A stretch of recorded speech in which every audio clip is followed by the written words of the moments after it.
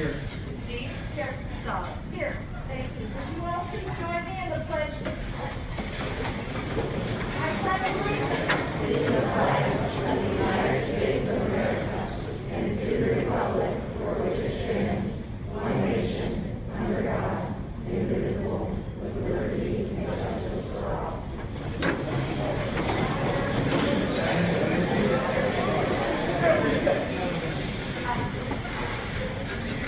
Good evening. This evening, the first thing on the agenda is called recognition of the public. Is there anyone who would like to be recognized? In which case, I'm going to ask you to come up to the podium for. I guess I'm not. All right, then I'm going to move on to the next thing, which is a first semester celebration. This is the first time we have done this. We're very excited. It's great to have you here. And I'm going to turn it over to the superintendent who's going to get us all started. Okay, awesome. I'm going to stand up for this and first say welcome, everyone. It is great to see families here, students here, staff members here to celebrate some pretty great things happening in our district. This is an intentional effort for us to recognize the incredible things that are happening here in Wyoming City Schools. And there are amazing things happening for our students, for our staff, for our entire district. And so that's what this is about. So today begins what we hope is a regular routine for us, where we celebrate first semester achievements that our students or staff members are making. And typically we would do that in January. COVID was a little bit rough for us, so we said let's pause on that. And so we're looking at first semester celebrations today. And then in May, we will celebrate our second semester celebrations. And the hope is to do this twice a year, and this is great. When I look out in the audience here and to see students who have just done just amazing things, the staff members who are doing amazing things, we have got to make sure that we are pausing to recognize the incredible things happening in our district. So that's what this is about. It's pretty informal. It's the first time. There might be a kink here or there, and that's okay. We're giving it a shot. And so what we'll do in a moment here is we will invite each principal one at a time to introduce some of our staff members who will be speaking about either students or staff at their level. And then when they do that, we ask you to come on up. Yes, it's going to be a little bit uncomfortable. You're going to come on up here and you'll be talked about in a very good way. And then before you head on back, we ask every one of our students or staff members being recognized to share your name with everyone. We want to make sure that we are able to recognize and clap and cheer for the incredible things that you're doing right now in Wyoming City Schools. And then our board members will be here. We give you a chance to walk past as you go back to your seats. You can walk past here and do a fist bump or a handshake to our board members. And then we can't let you get through the event without something fun, whether it's for a bedroom or a locker or what have you. We've got to give you some Wyoming swag, right? See, it doesn't matter how old you are, it's a good thing. So, again, thank you. You know, it's important, again, that we celebrate the things that are happening in our school system. And I appreciate you carving out time tonight to be here to say congratulations to all of the individuals that you're gonna hear tonight. Okay? Yeah. So with that said, I would like to introduce our primary school's principal. This is Gina Kirshner. She's gonna come on up and talk first. Yeah.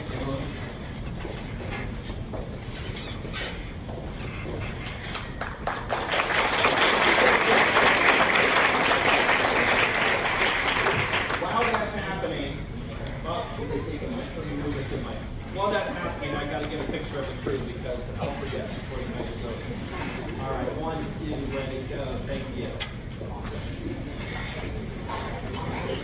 So the first group that we have to introduce is Jen Firster's crew. She is our gifted intervention specialist at the primary, and she has a great group of kiddos that gave up a Saturday to do some really awesome math work with us. And so I'm going to let her tell you a little about that. Can my students that are here with me today come up?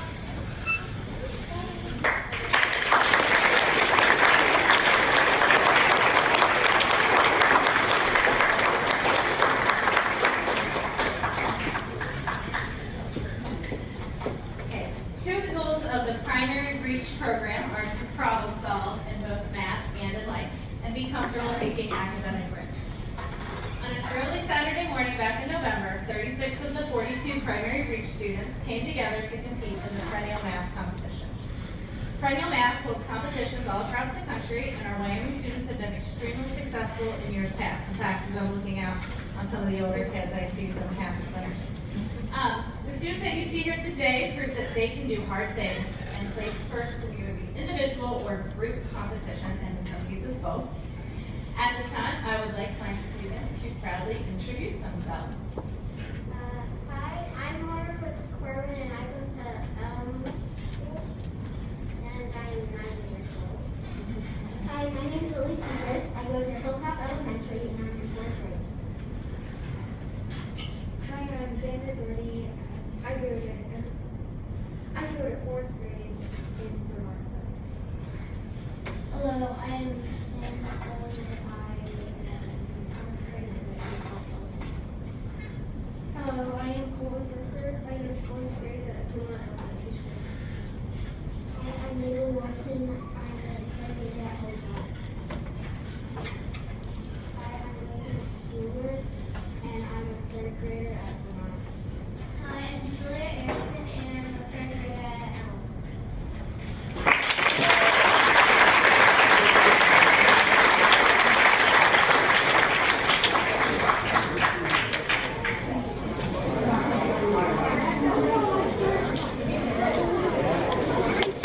Congratulations. Well done. Good job. Good job.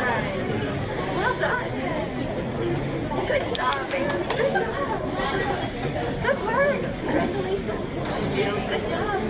The second recognition that we have from the primary, really celebration that we have from the primary, is this young man here, Henry Marshall. He is a 3rd grader in Mr. Beard's class at Vermont. And he is, we are so excited to announce, one of the Maximilian winners.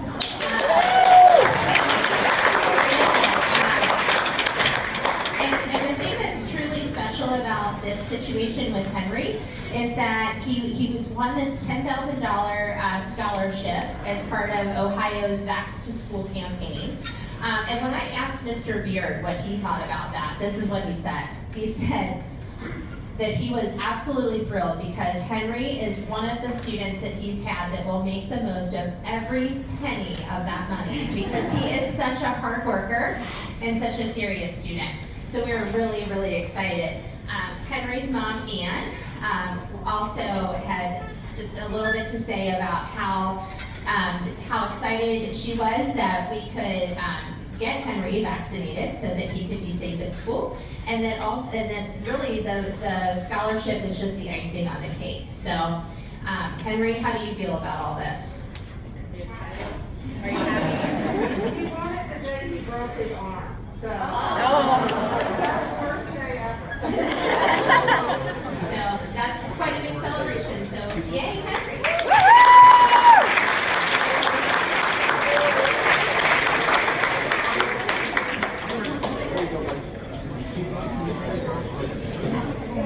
Great, thank you, Ms. Mercer. For those of you in the building, I'm Jennifer Klein. I'm the middle school principal, and I'm here tonight to really recognize one of our long-standing clubs and our students and our teachers who've been a part of Power of the Pen. The really powerful thing with Power of the Pen is that during the pandemic, this was one of the clubs that we were able to run virtually.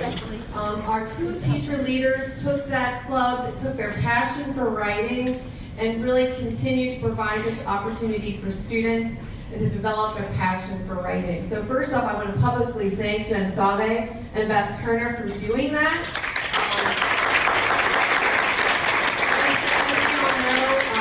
Being able to be a strong writer is one way to really express yourself, and oftentimes difficulties, writing is one way that you can put your thoughts on paper and share with others. So with that, I'm going to invite Beth and Jen to come on up and celebrate our students. And I think we have a couple of our writers here, so if our writers want to come up as well so that they can introduce themselves, that would be wonderful.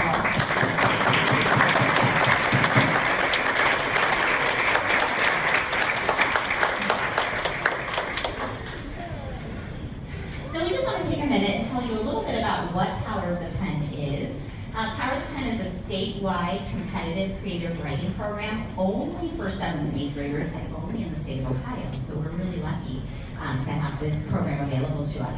Our students who compete at their actual tournaments, they compete with 3 rounds of writing. They have 40 minutes to write a complete essay or narrative on a prompt that is revealed to them at the beginning of that 40 minutes. They compete, everyone competes in a district tournament, and then our students can qualify to write at the regional and at the state tournament. At this year's state tournament, we are happy to announce that our guest author is Jasmine Gordas. And Jasmine, you may have heard her name. She won the Newbery Honor Award in 2020. She also was a former Wyoming Power of the Pen writer, which is very exciting. This January, we were able to host the Power of the Pen District Tournament. Typically, we transform this whole building and have students from all around the area come in. This year, it was virtual, but we were still able to come together to write as a team, which was great. We're really thankful also to the Wyoming PSA for sponsoring this tournament for us.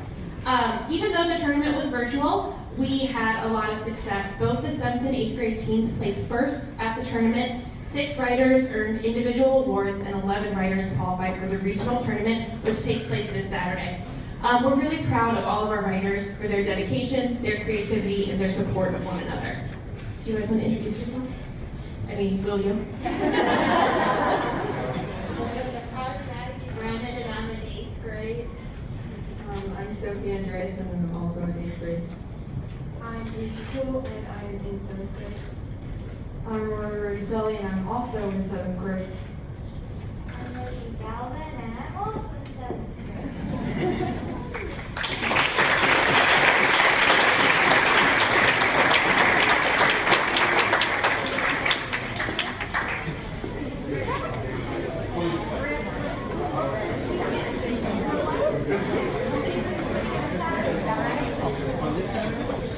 All right, so now I'm going to go ahead and turn it over to Ms. Good work. Well done. Good job. Give it up one more time for her.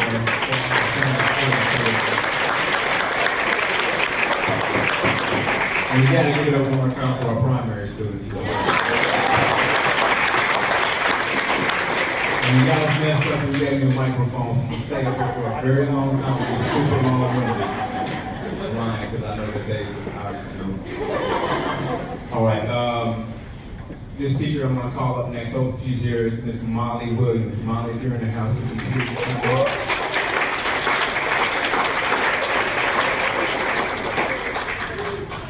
Miss Williams is an art teacher at the high school who is very passionate about her kids.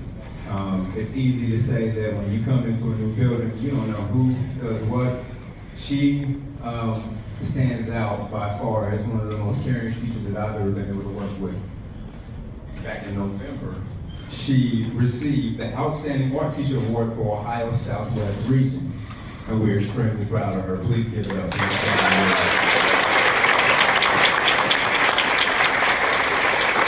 And we're going to make sure Tim waves her down too to get one of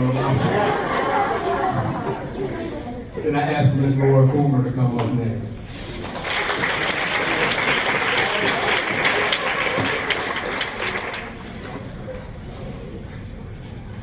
Hello, everyone. I am here to speak of Ari Webb.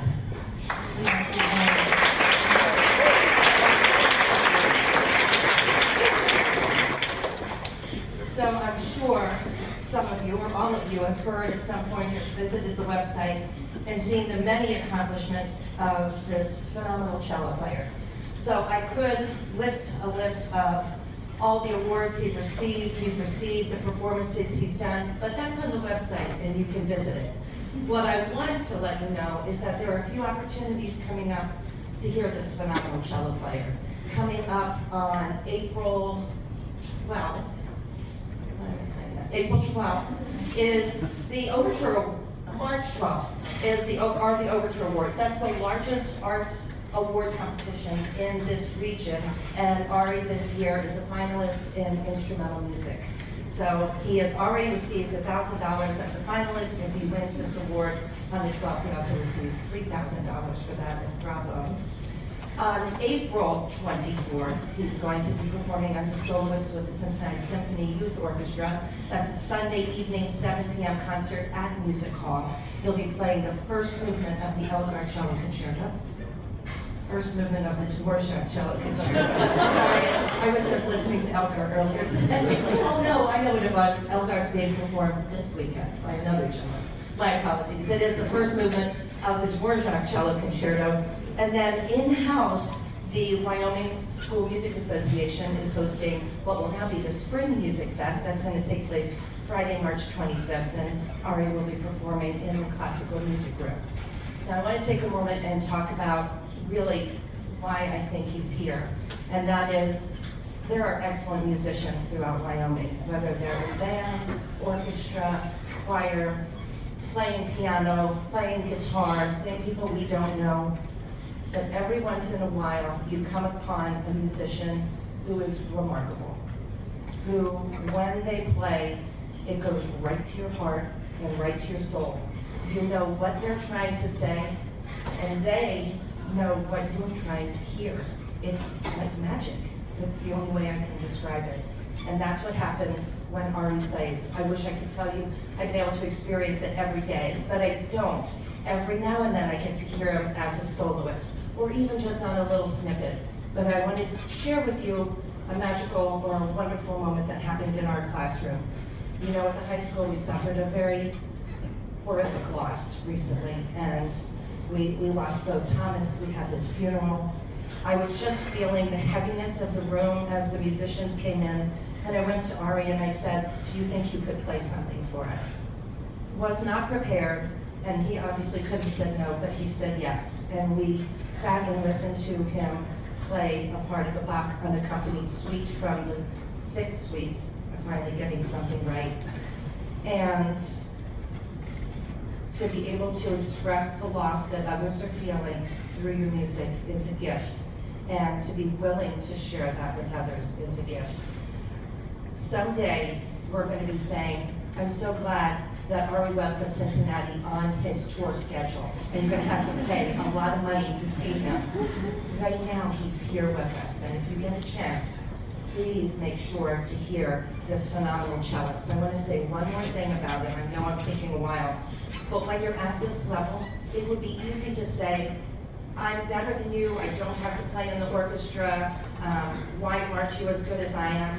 What he brings to our classroom is a desire to make us, myself included, better, to make us feel that love of music that he feels and want to reach it. And to not be intimidated is something that he brings to the room, because we're not, including myself, I'm a cellist, we are not at his level, but we are all comfortable playing music with him and enjoy that he'll share it with us. So Ari, just congratulations on what you've accomplished so far. I truly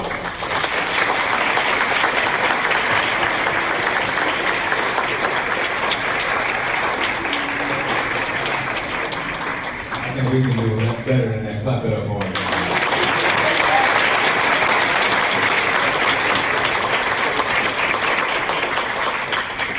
The kids say he was a Kobe Bryant of music. He's saying you guys never want to get autographs.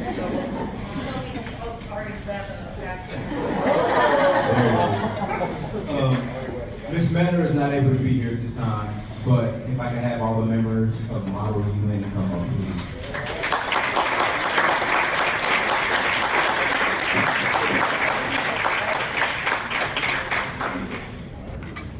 Hi everyone, it's great to see you. Ms. Metter unfortunately cannot be here tonight, so I will be, I guess, being the advisor tonight. So my name is Liam O'Shaughnessy. I'm a senior at Wyoming High School, and I am in leadership at Model UN. So in case you're unfamiliar with what Model UN is, we put together a team to go compete at conferences at universities that basically put us in the shoes of policymakers in countries in UN bodies or other governmental organizations. So for example, the UNGA. Members of Model UN who are competing will be sitting in the shoes of the United States or China or France as we try to solve problems like poverty, scarcity, or unemployment in various regions. And we're proposing policy solutions that the UN and these bodies can act on. And this is really helpful in understanding how the world is working today, how it has worked in the past, and hopefully how we can make it better in the future. So we recently, thanks to the generous support from the school and the board, just got back from Indiana University last week. But first semester, we competed at McGill University in Montreal's conference Suns, virtually, of course, through the RIC. We competed at that conference, and those who you see standing up here were recognized by McGill for outstanding performance in committees. So I was recognized for the outstanding delegate in the RNC committee, and I'll let everyone else introduce themselves and say what they won.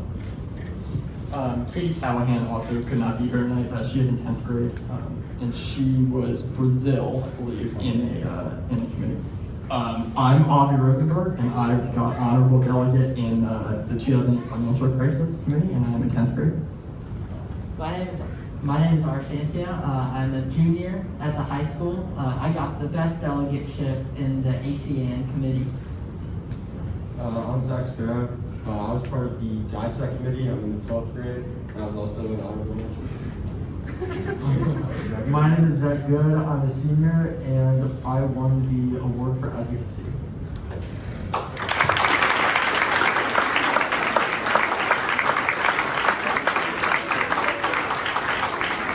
Back at it one more time.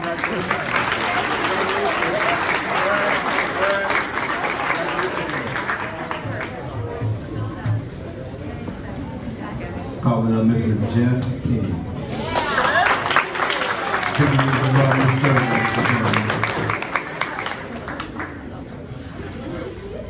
Good evening, everybody. I'm Jeff King. I'm the Assistant Athletic Director here at Wyoming High School, Wyoming City Schools, and I have the honor to celebrate 5 outstanding student-athlete teams this year from the fall quarter. Am I on now? Or was I not on?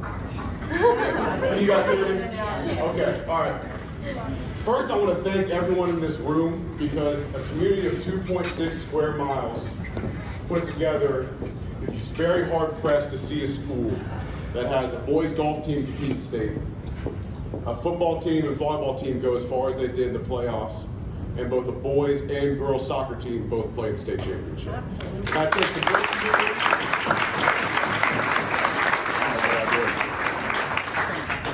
That takes a great community, great staff, great teachers, great parents, and then fantastic student athletes. So one more round of applause for everybody.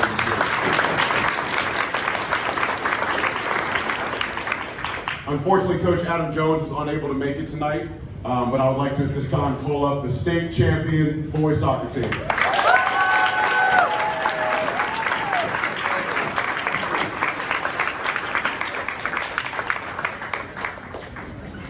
This is the team right here that played their hearts out all season long, put together one of the most exciting runs I've ever been a part of to watch. And as they get lined up here, I'd like to pass the mic down, and then we'll introduce themselves.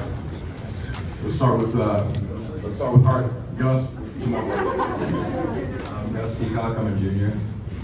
I'm Owen Walls. I'm a senior. I'm Tim Yoakum. I'm a senior. I'm Nick Malkin. I'm a senior. I'm Lou Trent Camp, and I'm a junior. I'm Parma Food. I'm a senior. I'm Owen Vickers, and I'm a senior. I'm Ethan Hatcher, and I'm a junior. I'm Samuel Elliott, and I'm a junior. I'm Sebastian Sidigaglia. I'm a senior. I'm Gus Steiner, and I'm a junior. Give it up for the boys.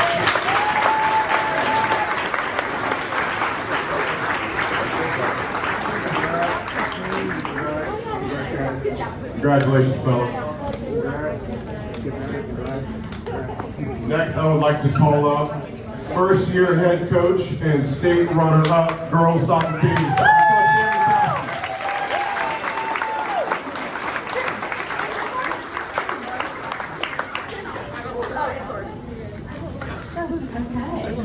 Hi, everybody.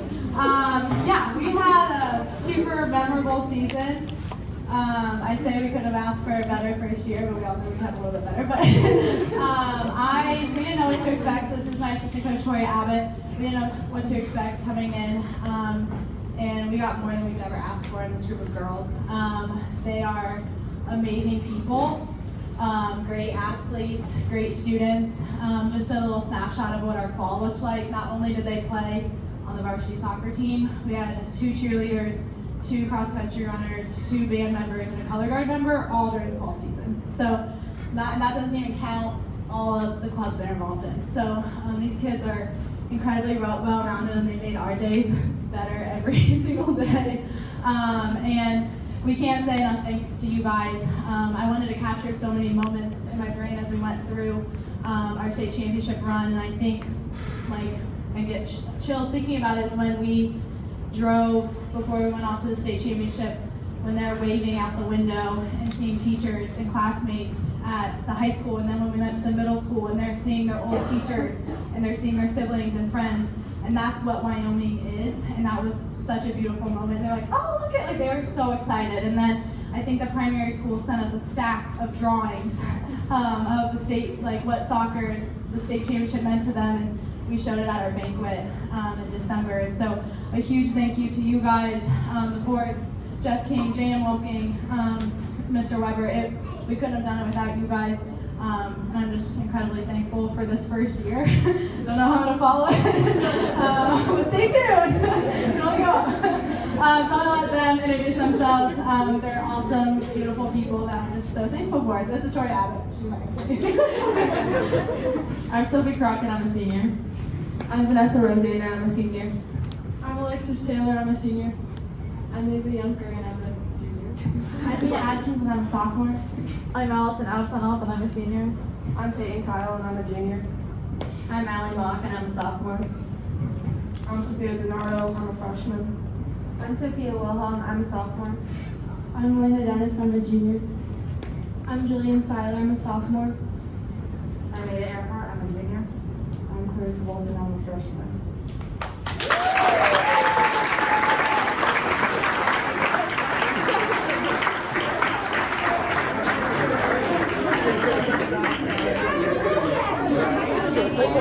Except the board high.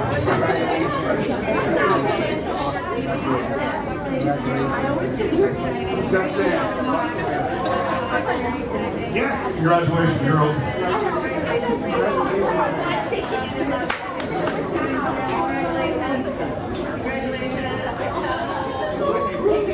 Next, I would like to call up our fantastic head football coach, Aaron Hancock, who also won his 100th game this year as head football coach.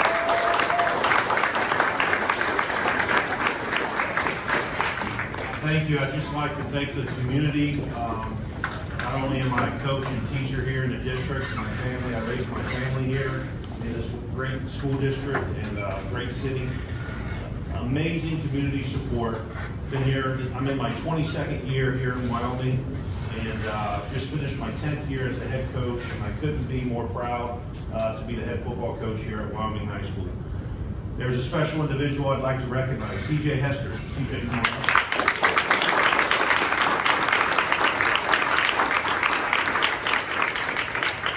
CJ is a junior. He plays running back and defensive back for us. He was the Offensive Player of the Year in Division IV in the state of Ohio, along with First Team All-State. He was also Player of the Year, Offensive Player of the Year as the District Player of the Year. That would be a 2-time award winner. So he won it as a sophomore and as a junior. He won the CHL Player of the Year and also was a 2-time, has been a 2-time First Team All-League player.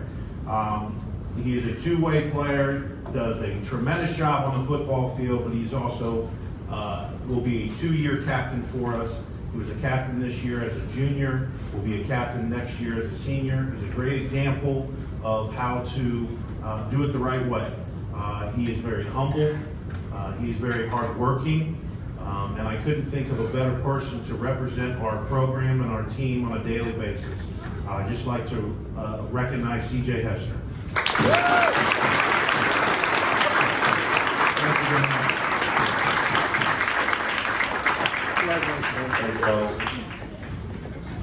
Next, I would like to recognize our state qualifying boys golf team with Coach Scott Webb.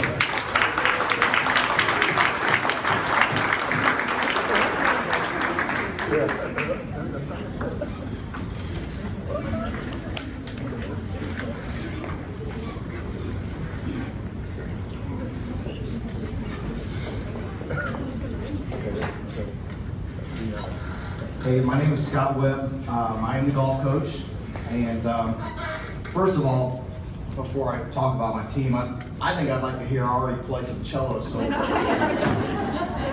I was talking to my wife, and we're huge music buffs, and we were talking the other day, just sitting at dinner, saying it takes a special person to be good at music. It takes a special person with a creative mind to be good at music, because I've tried to play guitar. I probably have 15 guitars at home. I can't play one of them.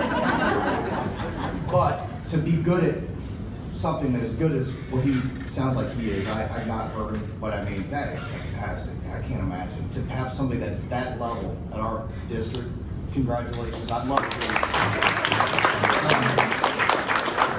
Real quick, I just want to say thanks to the community for the support that we've had this year, especially with the Wyman Golf Club. From our athletic staff, from Jan and Jeff, they're awesome. When we left and had the, when we made the state, had the we pulled out of the school, the guys were like, "No way!" The whole school's out here watching us. I was like, "This is awesome."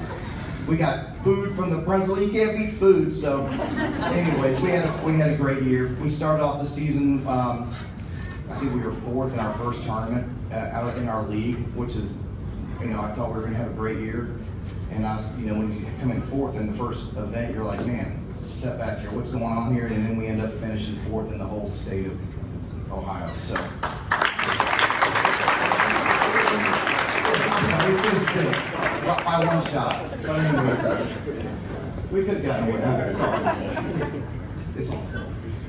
But anyways, we had superior leadership from a lot of seniors this year, and we also had awesome underclassmen, and with our leadership of our seniors showing our underclassmen how it really should be done. I mean, we went to the next level. We made it to the state championship, and I couldn't believe that we did, and I was proud of everybody. I'm proud of this golf team, proud of every athlete, every person in here being recognized tonight. Awesome stuff. But anyways, I'm gonna give this to Walter here and let him start the row. I'm Walter Stahl, and I'm a senior. I'm Jack Webb, and I'm a freshman. Clay Van Fossen, I'm a senior. I'm Finley Bartlett, and I'm a freshman. I'm Hagen Kaler, and I'm a sophomore.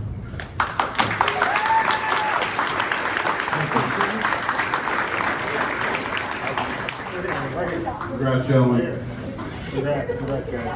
Congratulations. And finally, I would like to call up our outstanding volleyball coach, who this year won his 500th career win. Tim Long.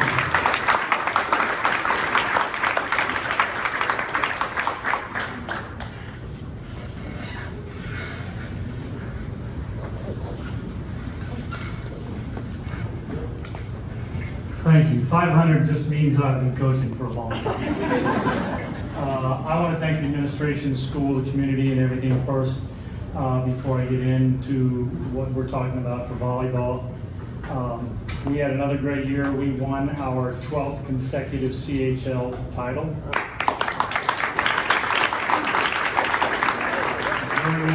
During those 12 years, we are 167-1. We lost to Nancy Taylor in 2020. Other than that, we ran the table every year. So this program, I've been at Wyoming for 7 years now.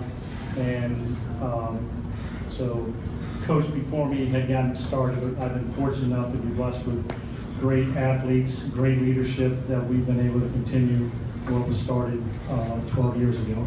And hopefully it continues next year. One of the reasons that we're so successful this year is because of young lady I'm going to introduce right now, Gordas. Allie, will you come up?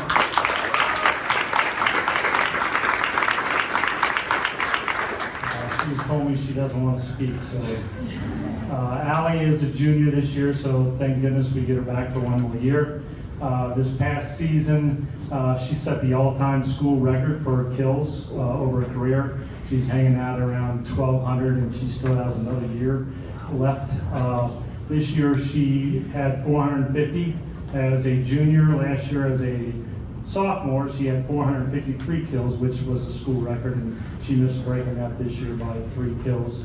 I probably should have pulled her out in a couple matches to team it if I'd have known. She was also first team All-State this year, so congratulations to you on that. We're very proud of her and expect great things out of her next year.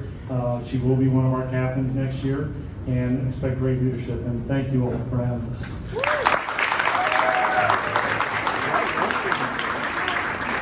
Thank you very much. Thank you all for all the support. I'm going to hand the mic back to James Thomas.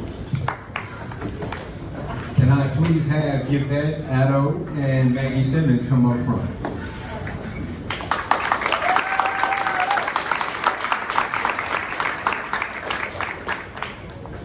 I'll speak.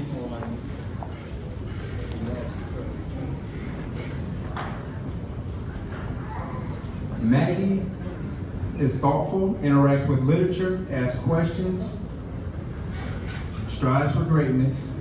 I've marveled at her ability to mature, guide fellow students during group interaction, keep them on track, elicit ideas from all of making every student feel at ease, and despite her academic accomplishments, Maggie is one of the most humble and unassuming students I've ever known. Those are words from Miss Allison Witcher.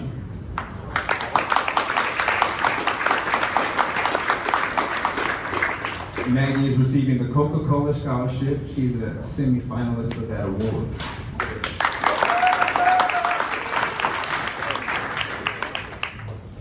I get embarrassed. She would go Yvette Addo is an amazing student with whose passion for learning and strong personal goals have kept her at the top of her class throughout her years at Wyoming High School. Yvette exemplifies pride in all that she does, as well as advocating for others, challenging herself and challenging classes, and engaging in the community as she works diligently. Words from Ms. Terrell Metter.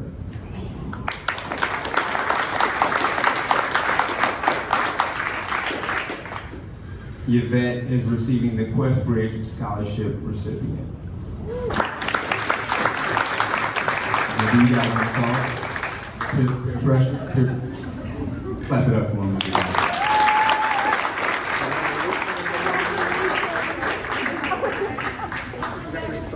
Sort of right.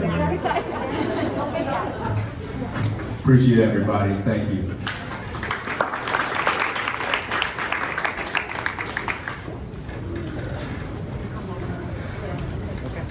Yeah, we can. Okay, I just while everyone's I know getting ready to take off, just want to say thank you. You know, we talk about what makes an incredible school district, and it's really the people that are here. So just a quick thank you to our students for the incredible work that you all do every single day and for the impact that you make on the adults here. Thank you to our staff members for the encouragement you provide every single day, whether it's academically, with athletics, or with the arts. And thanks to our families for the incredible support that you provide to your children that we get to appreciate every single day. Thanks for being here.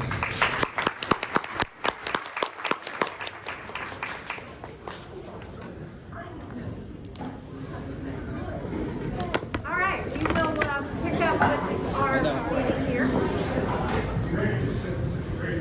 Bye, everyone.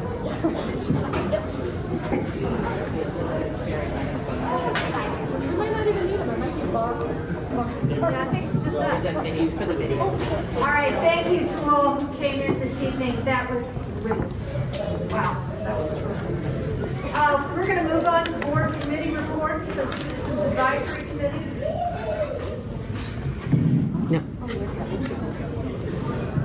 Okay, we're meeting tomorrow in person, but we met virtually on February 1st, and tomorrow we'll start the bullying presentation for that committee so that we can do in the first round prior to them presenting to the whole board. So it's been virtual. It seems like some really great work happening on all the committees. Some good questions being presented. Tim, do you have bigger? No, I think that is good. We're excited to have our first presentation coming up to our committee tomorrow, as you shared, and thanks again to all of the teams for the great work that they're doing. Are we going to get a chance to see the presentations? And yes, Yep, great question. So what will happen is the committee will present first to the CAC, and it's a great way for the group to share the work that they've been doing, and then later in our March meeting, the bullying sub-team will present to the board. Oh, yep. perfect. Yep. All right, thank you. This evening, the Finance Committee met before this meeting, and would you like to summarize? We talked about spending money. Thanks, Jeannie. We've actually had 2 meetings since our last board meeting. We met on January 31st when we reviewed our salary and benefit analytic. We discussed at length our January income tax payments and reviewed comparisons against the projections and fiscal year to date from prior years. We also did a case study of property taxes so that we could understand the decline of property tax payments this year. We also reviewed federal stimulus funding updates on how we were spending those funds and additional allocations that were forthcoming. And then at our meeting this evening, again, every time we meet, we review our salary and benefit analytic. And then tonight, we spent the bulk of our time talking about the high school HVAC Phase 2 program. The past few board meetings, we've been working through the mechanics of a request for proposal from vendors, a request for qualifications, and then proposals. Expect to receive those proposals next Monday at 3 p.m. and then have a board meeting next Tuesday, our regular planning meeting in the morning, where we will evaluate those proposals. Tonight we talked about the funding stream to support that work. We accomplished Phase 1 of the HVAC project last summer in moving forward with a combined Phase 2 and Phase 3. We are going to move forward with some short-term borrowing to be able to take advantage of current low interest rates and some economies. We combine that work to get all of both phases done this summer. Trying to achieve those efficiencies in order to take advantage of meeting or not meeting the supply chain demands that we're all experiencing. So combining both of those, doing some short-term borrowing to accomplish the financing of that. And so we discussed at length how that financing structure would work. We'll talk about that more in the board meeting. So yeah. Right, but it looks good, the picture is great, and this would give us the opportunity to finish both Phase 2 and 3 of the high school project in one summer with all that heavy equipment in place and working. So it's positive for me. Superintendent Committee and Liaison Reports, the Belonging Committee. Justin, if you're okay, I'll start. Oh, sorry. So I'll go back a little bit on January 28th, we did have a belonging committee meeting, and during that conversation, we were reviewing again the community conversation from the first semester with regard to belonging and reviewing the feedback that we received during that conversation. Incredible feedback, and what we wanted to do was make sure we were capturing the themes that were surfacing in that feedback. And so from those themes, I thought I would share some of the things that seem to resonate from the conversation. So one of the ideas was setting realistic goals and expectations for belonging and communicating those goals and expectations, making sure that we're being student-centered, the importance of building a common understanding as we do our work, defining non-negotiable behaviors, again, going back to the whole idea of creating a culture of belonging. Simplifying our communication was another takeaway from those conversations, and then identifying curricular connections. And so that's important to continue to review that work and make sure that we are connecting with that feedback as we continue to set additional goals for the future for this idea of continuing to build belonging. So that's one takeaway I wanted to share, or one update I wanted to share. Also, we did recently have a Belonging and Inclusion meeting, the Belonging and Inclusion Collaborative meeting. That was on February 8th. And again, this team is continuing to work in a similar way that the CAC does, and we have 3 study teams that are working. One is on communication, one is on analysis of student discipline data, and one is working with curriculum resources. And so those groups continued their focus. And then I just wanted to share, we have just celebrated Black History Month in all of our schools, and it was powerful to recently celebrate at the high school. We had a student-led assembly that was just absolutely amazing. It really demonstrated our student talent as we celebrated and learned more about Black history. And the assembly was titled Black Culture Shaping the Mainstream. And this year we had an in-school assembly during the day, and this was the first time, I believe, that we've ever held a community assembly in the evening. Powerful. I think that will continue. But again, thanks to the students for their incredible work and helping us to celebrate together. No, I'm good. Okay, all right, thank you. Community Engagement Committee. Couple things happening here. I can talk about the fact that we had a city school meeting. Both the city charter and our policies require us to meet and on a regular basis. So we met about a week ago, and we had a really good, solid meeting. We shared with them some of the projects we've got going. We talked about strategic plan. We talked about the HVAC in the high school, since that will affect, you'll see that occurring all summer long. And then they shared some of their projects that they have going with us. There are 2 that are, well, there are actually 3 that are going to affect us, but they are redoing Compton Road. That will have some effect because of a long-term project over our busing. But eventually there will be sidewalks, so we'll also see some kids walking to school. They're going to do something in front of Vermont in terms of curbs and widening the street there. I don't think that project is too solid at the moment, other than they know what they're going to be doing. And so that will have some effect on the front of our building, which will have a role in. And they're doing a playground down by the Crescent Center, and that is another one of their big projects that are going. They have incredible amounts of money they've gotten through grants and good financial stewardship of their money. Because that's the playground that's accessible to. That will be accessible to all kids. Yeah, it'll be great. It'll have a larger parking lot area, and then I guess some of the businesses down there are in the process of doing some renovations as well. Hey, Jeannie, this may be more a question for city council in general, but any feedback on how all the construction work on Springfield Pike, is it meeting the expectation that the city had going forward? Like, we talk about that during the. We did not talk about that, I don't believe. It's been. It has been. I mean, they were.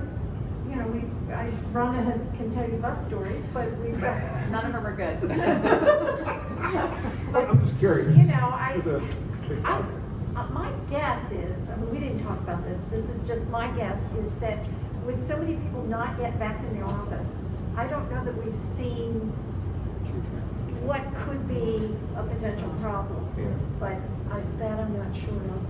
So, and that I do know. Remember, Rusty came and talked to us about a whole process of things going out here behind the coffee shop and the house next to the coffee shop, and that including a parking lot that could eventually connect with us. That is on hold at the moment because of funding. So that won't be happening right I was going to add just real quickly with regard to community engagement. We are still planning for staff and community feedback sessions for strategic planning purposes. Unfortunately, due to the weather that we experienced a few weeks ago, we had to reschedule those, so those are coming up on Thursday. A great opportunity again to talk about the future of Washington City Schools and how we can support students now and in the future. And so those will be Thursday afternoon for staff, and then Thursday evening for community members. And also we are setting up conversations with students. I'm very excited to be meeting with primary students, 3rd and 4th grade students tomorrow, and at other points this week. And I know that we have a high school session for students, Mr. Stallings and I, on Thursday also. So that feedback is so rich and so important. to better understand their experiences. And they often have incredibly valuable feedback for how we can grow. Yeah. Can you remind me how you're doing the primary feedback, like how you made them? Didn't you say you're going to do like flex time for the high schoolers? Yes. I can't remember how you're. We're going to be choosing. Yeah, we're going to be actually. So we have a random sampling of students, and then what we'll be doing is meeting with those students after their lunchtime period. And so it'll be students from different classrooms together, and so an opportunity for a diverse group of students to meet and talk with one another and tell us their thoughts and feelings. I don't have anything else for. There is a play this Friday and Saturday night in the high school. They're doing Clue. Oh, I love The Clue. game is a play. And I think our fall sports our winter sports, so I think we'll see an equally long line when we recognize our winter sports later on. Well, honestly, some of it's right. Just like concerts are coming up before spring break too, and then it's still school related. But that's, I feel like March was so far away, and that's tomorrow. Nope, I mean, it's not like tomorrow. concerts, but by next week, prior to spring break, a lot of those concerts are happening too. All right, keep that, because now we're ready for the facilities committee. I'll start. Okay. So we met on February 8th, and just like Riley was talking about, our biggest things were, Jan was sharing updates from the CAC, which also ties in, if you'll recall, one of the topics is primary facilities. So it's nice that they're really getting integrated on what's getting talked about in CAC, what's being talked about for facilities, and how we're looking at big picture needs of the district with more information and studies. So we talked about that. We talked about roof repairs needed for the Board of Education office and what that looked like, and what, as we all know, everything's getting more expensive during COVID. So what that looks like and how that can be happening within the needs of what needs to happen, and also within budget.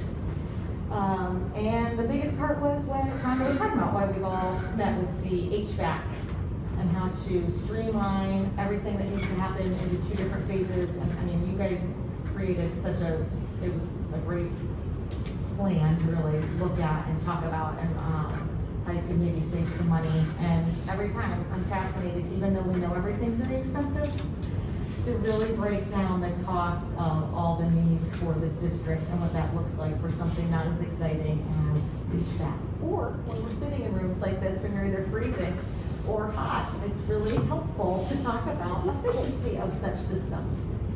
So those were the biggest things that we talked about. Did I get? Do you want? Perfect.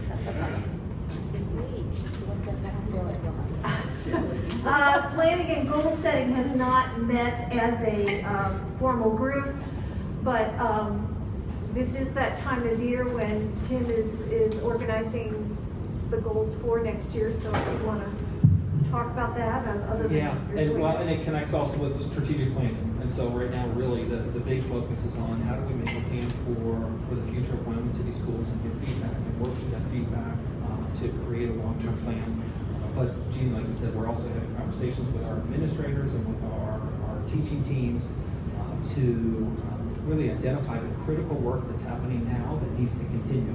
You know, over the course of the last 2 to 3 years, we've talked about the importance of really identifying those critical goals and making sure that we stick with them to be better and better and better and truly aligned throughout the district to the point where it's really making an impact on students. And so we're trying to be really careful, again, to identify the most important goals and then to stick with those and figure out how those continue to grow each and every year. So those are the conversations that are happening right now. Question, hey Tim, do you know, maybe part of the discussion, do we know how many years for the Strat plan that we're planning for it to be, like 3, 5? Do we know, was that part of the? What we talked about is 3 to 5, and so we've left a little bit of a window there to think about. I think it'll depend upon the conversations that we have, and it goes back to this ever-changing world that we're in. You know, it's hard to know exactly what school looks like and life looks like 5 years down the road. And so we want to make sure that in our plan, we've said the important part is to make sure it's flexible, and how can we continue to adapt and identify goals that will help us, or targets that will help us revise our plan for the district that still fits and falls in line with the main vision of the strategic plan. It allows us again to be flexible based on what we see at the time for students. Great question, but we've talked about 3 to 5 years. I think the one we have is currently at 13, 14 years. It's hung around a little too long. It's so fresh. Well, and we laugh, but that's a good point. We had talked in the 2019-2020 school year. It goes back to the work of the CAC. And the CAC study that really dug into the power of a strategic plan. And their recommendation ultimately was, yes, we feel like this work needs to happen. In a perfect world, that would have happened last year, the very following year after that CAC study, but then enter the pandemic has shifted us off that a little bit, so we're again excited to be engaged in that conversation right now. Policy did not meet, and so I'm going to move on to student achievement.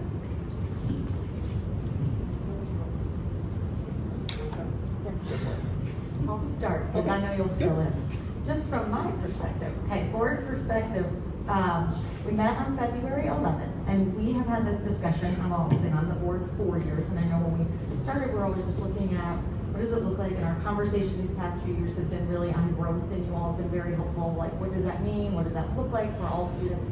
So Gina came to talk about map data from the fall to winter map benchmark data, but how they're really utilizing it to personalize instruction and focus on the growth of all students, but more than semantics. I was saying it was one of the first really data-driven meetings been to in a bit too, that I was actually very excited about how we're looking at it differently, how we're hoping to equip all the awesome teachers on what they're working so hard to do, but also to look at how we can all be a little bit better and more productive in assisting children and not assuming where maybe are some of the gaps and opportunities for growth. And it was pretty cool to see all the tests and rooms for improvement, or areas where we feel really strong, or what maybe hit over COVID. So to listen to that presentation was really, I just wrote, I thought it was refreshing and hopeful and specific at the same time for me. And that we get to listen to the middle school on March the 24th. So I feel like we probably have other specifics. No, I think that was perfect. That was great. Really, the only thing I would add is, it is, we've talked a lot about looking at both achievement and growth. And we know we have very high performing students in so many different ways. And we're doing this work to make sure that all of our students are growing. No matter where they enter in, our job is to make sure that each and every student grows. And so us having a very close look at that fall to winter benchmark data helps us understand how kids are moving. And when they are, great.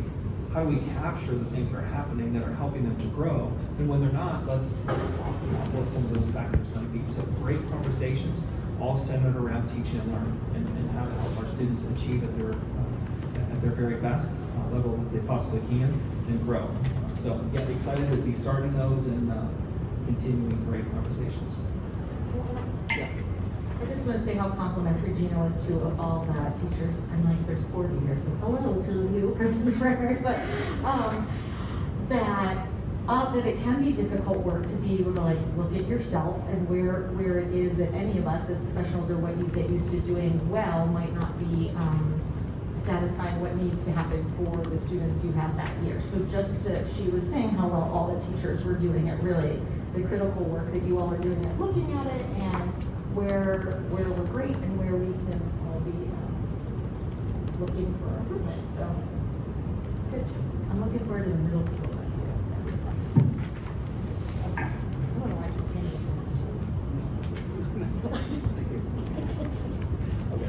All right, done. So I believe we'll move on to the Board of Education report, and the first item is a first read. It's a revision to the 22-23 district calendar. We'd already passed this particular calendar, but you want to make a change. Right? Yes, so this stems from a conversation within our district leadership team. And one of the important pieces of data that we have is teacher level growth data from the state, and that does not come until November, usually mid-November. And so we've had a few conversations about carving out time to continue to have these important conversations around data. And this is connected to the same thing that we're talking about. And so that time frame would allow us to specifically focus on data and have team conversations, building wide conversations, learning opportunities.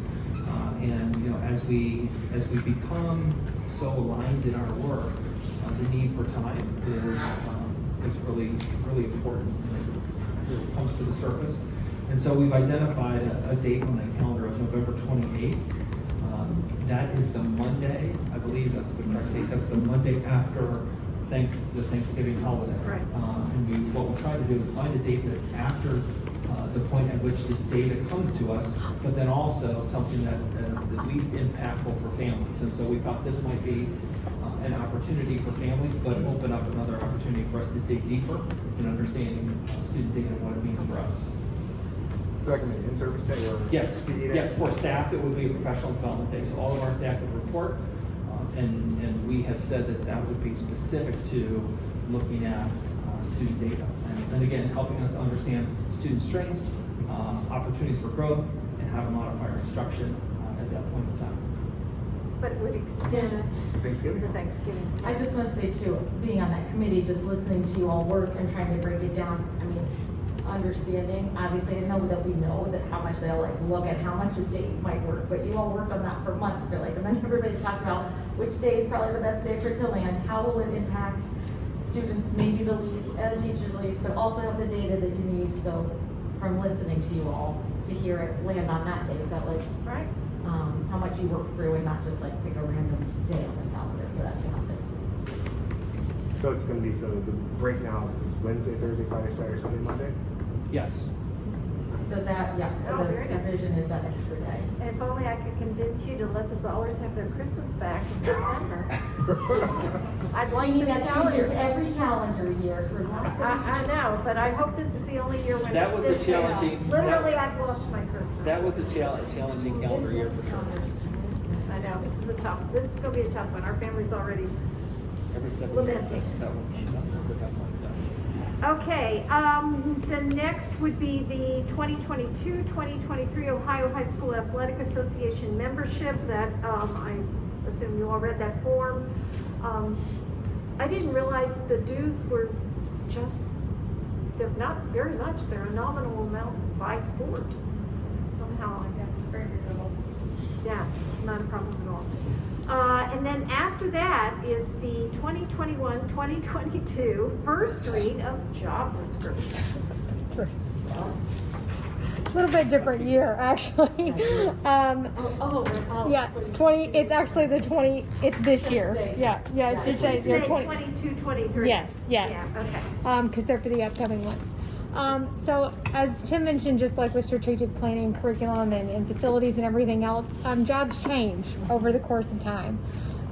So looking back at our job descriptions, some of them are quite old. I mean, they go back to 2001, 2004. So we thought it was a good time to audit all of them, all 60 of them. You do not have all 60 currently. We're trying to chunk it so that you're not overwhelmed.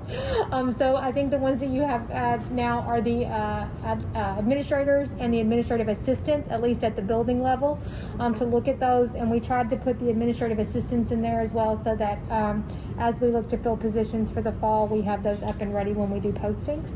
Again, just really looking at making sure that the job description reflected the accuracy of the position that we have in current times, but then also really good to read them in a full batch. I think about when you grade papers, right? It's good to make them, read them as a whole, because you see some alignment gaps or maybe some different words that carry forth from job description to job description. So just try to be diligent in doing those cleanups, and so you have a portion of those in front of you tonight.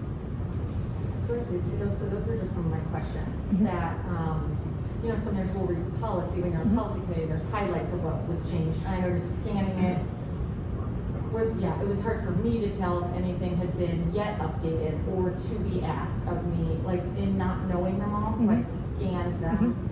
So I guess that was just one of my questions. were some things already changed, and if so, I'm just curious if that was easy to show.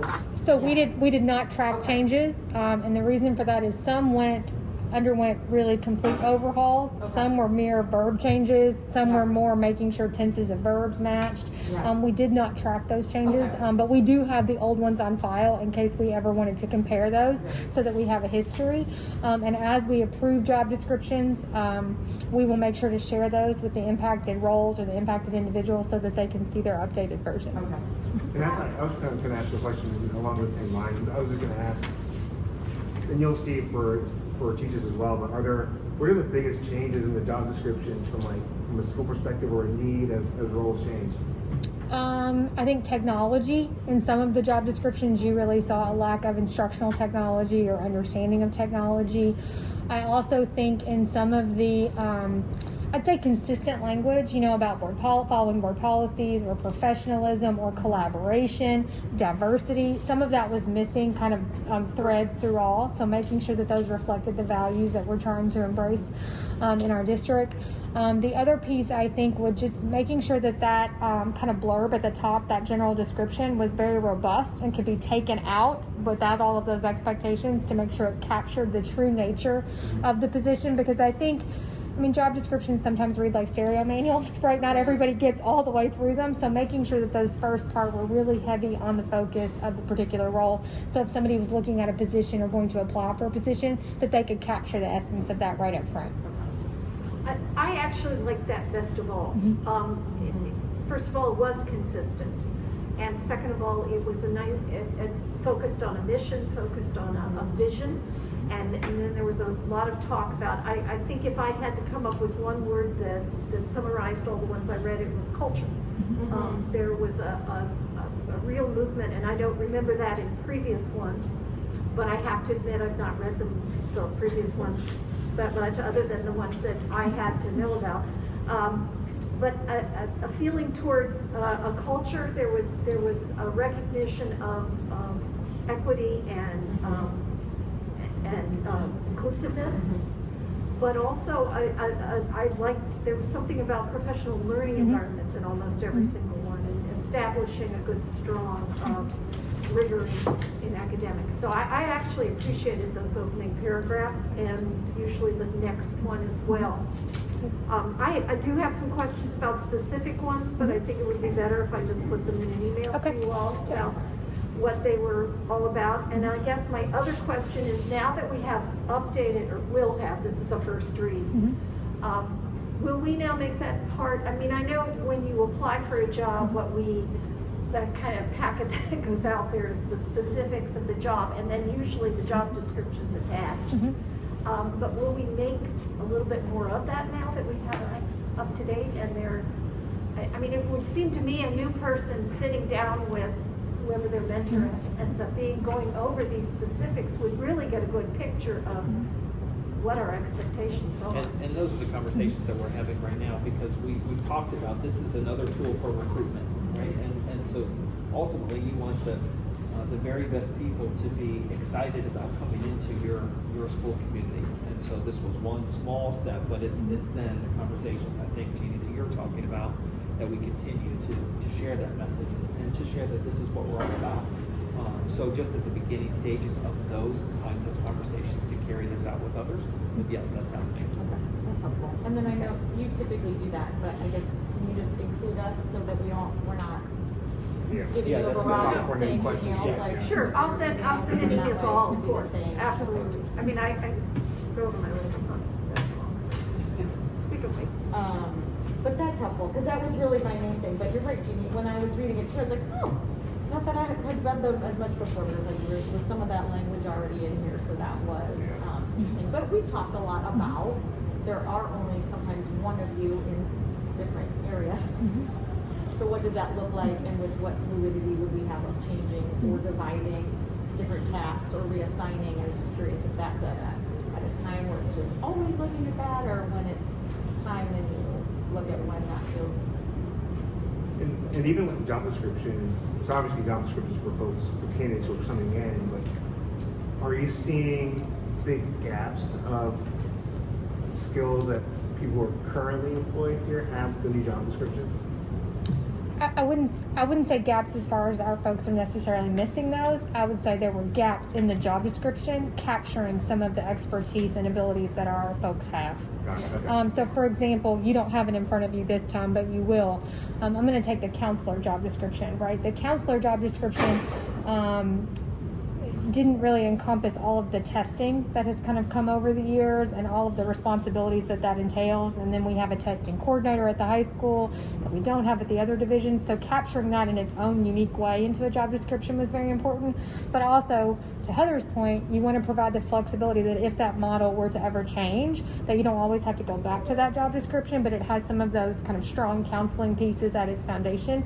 So the principals were really integral in looking at some of those very unique roles, to making sure that they capture the role, but they still have the flexibility to ebb and flow if we ever need to change the structures that we currently have. And do we assess teachers based on the job descriptions? We do not assess the teachers based on the job description. There are elements, I would say, of kind of the teacher evaluation rubric, like the OTES rubric. You see hints of that in language, maybe around professionalism or knowledge of assessment or knowledge of instruction, but there's not a direct correlation. I ask just because I've been job for existing folks. If the job description changes, it feel like, hey, the measure has moved, the needle has moved, and all of a sudden it's not the same expectation. So that was a call out. I did with all of the state, even something like Rhonda's or Tim's or mine or teachers, we did get those rubrics out just to make sure that there was a flavor or cross-reference of those, but there's not exact language. There is that whole teacher assessment tool, as well as the principal one, plus that these two in particular have their certain laws that they have to follow, so we have to make sure those are written into their job description. Okay, that was a first read, so we will probably have a conversation with you all in this next month, and then are you going to make us read more? I think the goal is actually the next batch will come at the planning meeting, because we would like to have all for the second read by March, so that we're ready kind of for hiring season and putting out the most date when we do the post. Oh, yeah, you gotta keep in the flow with it, and thank you for chunking them, because you're right, after just scanning a few, you're like, I had to walk away. Good, okay. They were harder to read than policies, to be honest. All right, may I have a motion to approve the Board of Education report? So moved. Or second. Okay, thank you. May I have a roll call? Mr. Buckner? Yes. Mrs. G? Yes. Mrs. Zoller? Yes. Mrs. Broderick? Yes. How you doing over there, Kara? I'm doing well. Okay. All right, treasurer's report. Thanks, Jeannie. Item A, approval of the minutes from the following meetings: January 24th, the regular meeting, February 8th, our planning meeting, and then the two special meetings to work on the high school HVAC, February 11th and February 22nd. Item B, approve the statement of revenues and expenditures for the month ending January 31st. Item C, accept with appreciation the list of donations. A couple to note, super excited about the Gina's leadership in putting together a welcome packet for our kindergarten families. I believe that one of the gifts that's sponsored by the foundation, the book, is the Kissing Hand. So super excited about her passion and energy for welcoming our new families. And that goes to each new kindergarten? It does. That's cool. Really excited about that. And then some technology for Pendry. And then, of course, very excited about the community, staff, student, and alumni support of our Snow Day Challenge, donating over $6,500 each to both Joe Burrow and the Beverly Fund and the Cincinnati Resort. Item D, the appropriation adjustments, and item E, approve the report, please. All right, may I have a motion to approve the treasurer's report? So moved. Second. Thank you. May I have a roll call? Mrs. G? Yes. Mrs. Zoller? Yes. Mrs. Broderick? Yes. Mr. Buckner? Yes. Thank you. All right, superintendent's report. Okay, thank you, Jeannie. I do have several personnel items to share. And number one is a recommendation to approve a resignation. And I think, we've talked about this a lot. This is for Jean Wilkie.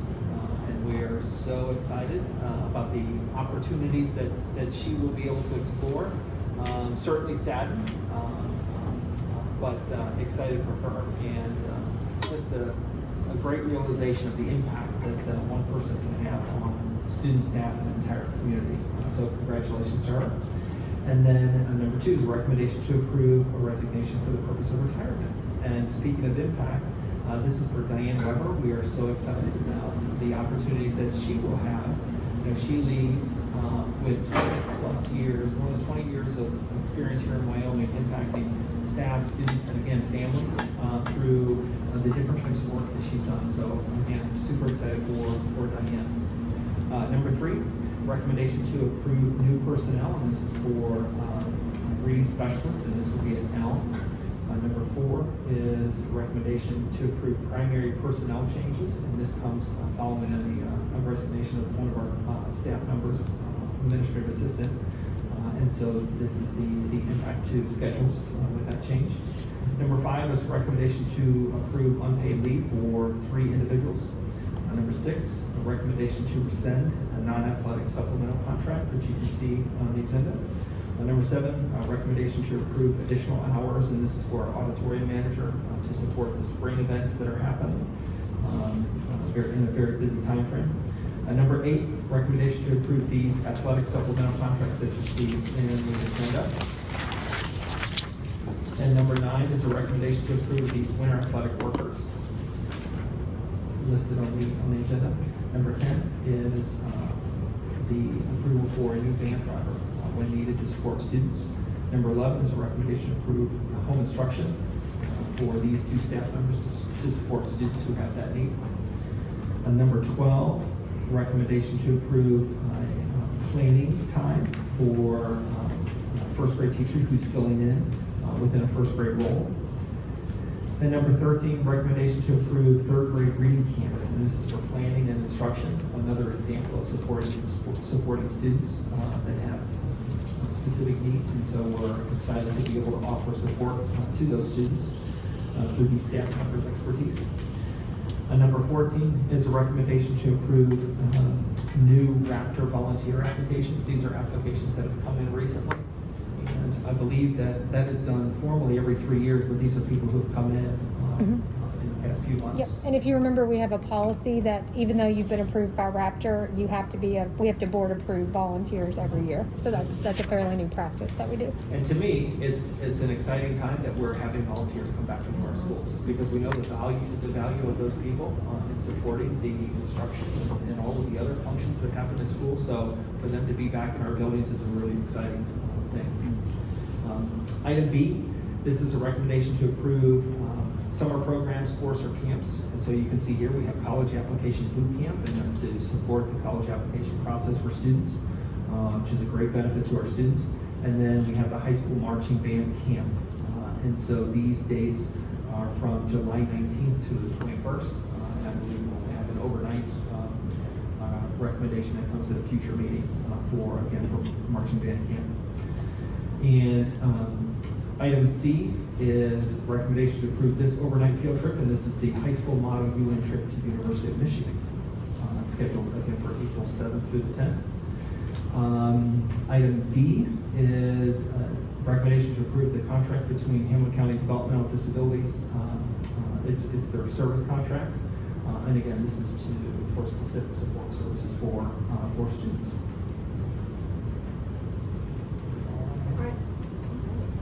All right, thank you. May I have a motion to approve the superintendent's report? So moved. Second. May I have a roll call? Mrs. G? Yes. Mrs. Aller? Yes. Mrs. Broderick? Yes.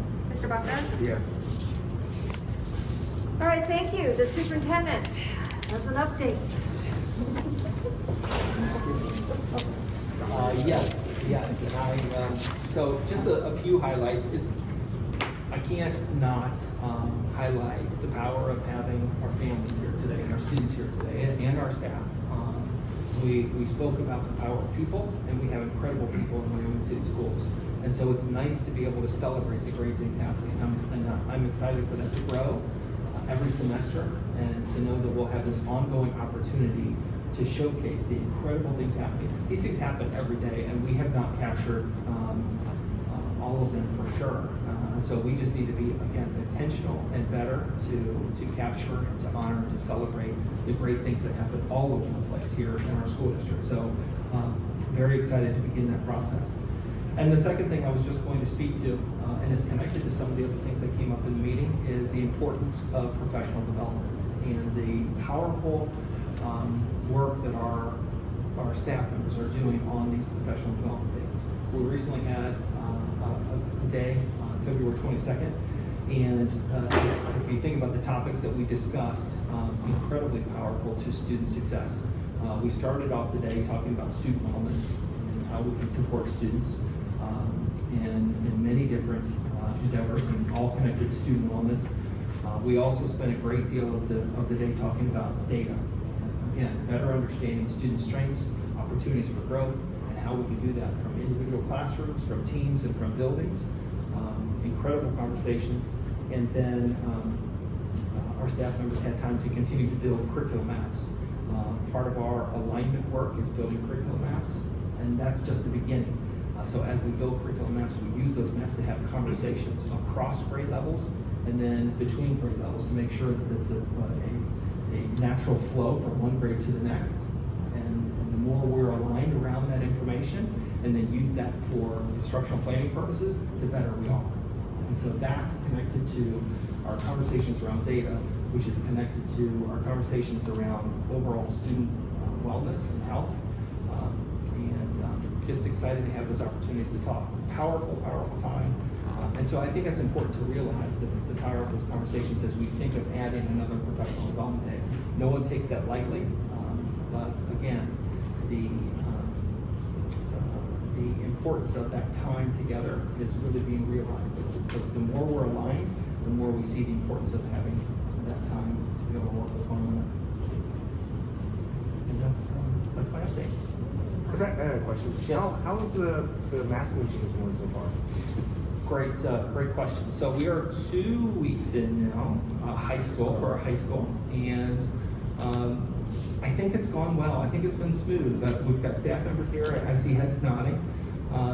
But I think it's been smooth because of the conversations that have been had in classrooms, and really just making sure that we are helping students make that transition and helping students to feel comfortable with an individual choice. Yes, I think that many of our staff members, many of our students are nervous about that change. We're nervous about making that change in the middle of the pandemic. We're happy to see the data that we've been watching continue to decline, and we've been watching that every single day. We watch our case numbers every single day, and we've had very good results. But more than anything, we've been having conversations just about how is it working in classrooms, and how do our students work with one another and help each other make that transition and feel good about their experience in the classroom. And I feel like that's been pretty productive. And my son likes it. Good. Again, it helps students to make individual decisions, for academic reasons, for social reasons. And I think it's interesting to see our students are very mature, all the way down to kindergarten, and they're able to make choices on their own. Thank you. I need a motion to move to executive session to consider the employment of public employees. So moved. Second. May I have a roll call? Mrs. Solar? Yes. Mrs. Broderick? Yes. Mr. Buckner? Yes. Mrs. Sheep? Yes. Okay, so our meeting for us is not over, but now we'll go to executive session. Thank you for coming and thank you for staying.